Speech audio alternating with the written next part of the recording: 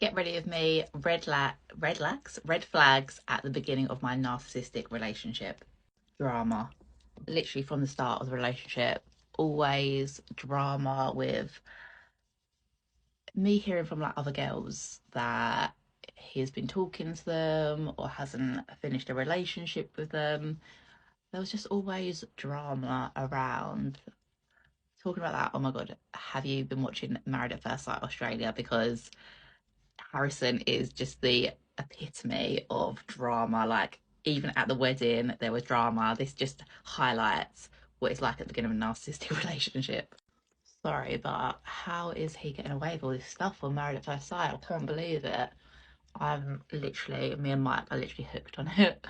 But yeah, going back to my relationship, very similar to that scenario. Just the fact that there was always someone around saying that he'd been dating them, and what he would do was I would like obviously go and tell him that information, and he would say, oh, people are just jealous that you've got me now. And everyone around me apparently was so jealous of the life that I was living and that I was going out with him. The other thing was the way that you meet them. I always think it's just not a normal circumstance. Like when I met my ex, he had, so I was on a Facebook Messenger with one of his friends, and his friend went off to the toilet, and he came on.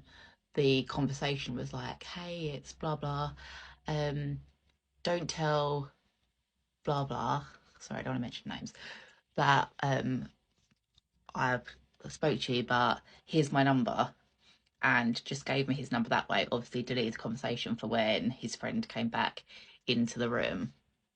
So with him saying, don't tell him that I got your number, like it all starts off as a secret. Like, you're a secret, you can't tell anyone. And there's a reason that they don't want you to tell anyone. It's probably because they've got unfinished business.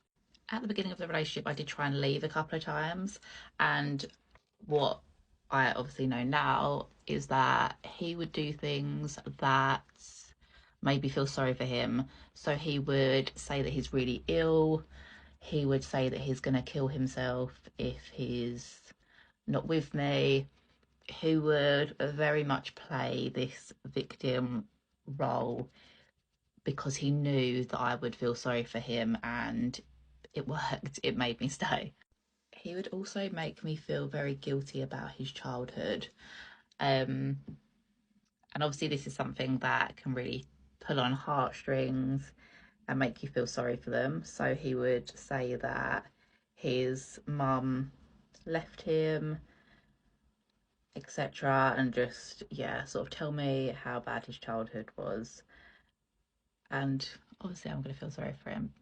But yeah, this is very important. So after coming out of that relationship, I did learn that if a man talks badly about his mother, then alarm bells should ring. So if your partner or someone that you're going to be with does not have a great relationship with their mum, then this is I'm not saying a complete like no, but it is definitely a red flag, because if they can't respect their mum, they're going to find it hard to respect you.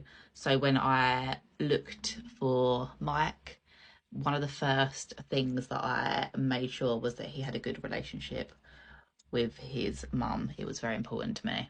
Going back to that, I remember when I was with him, I don't know what happened actually, but social services ended up coming around our house. I do have a feeling that our neighbours reported him because he would actually he would chuck me out of the house, and he chased me around that house with um, things that he shouldn't have, and I would scream, and yeah, it was very violent in that household. So I would not be surprised if someone heard what was going on. But yeah, I remember that the lady came round, and the first thing she questioned me on was what his relationship was like with his mum. And then, so again, it's highly important, because even this lady was asking me those questions as well. So I think it's definitely a huge red flag if they don't respect their mum, like huge. Friendships. So they would do their most to ruin anything, any friendships that you have, because again, it's taking complete control of the situation. I remember when I first met my ex, I went out clubbing with one of my friends and decided to stay at her house that evening.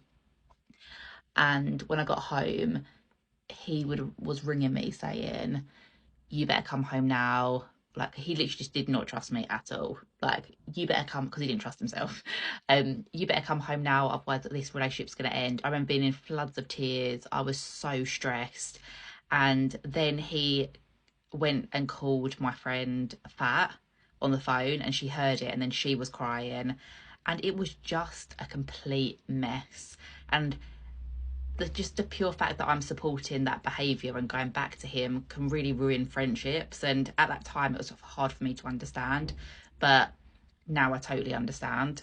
He would even get to the fact that he would completely ask for a girl's number. Like, so if my friends went out and they were out clubbing or somewhere, he would ask for a girl's number in front of them, and obviously then they would tell me, and then he would make up some excuse that they are jealous and that they just want to break us up, and completely turn it round when he was behaving like that. And again, it would just ruin my friendships because I'd be like, they are just jealous. Like, I'll believe him. They're just jealous. And that they're just making up stories to break us up.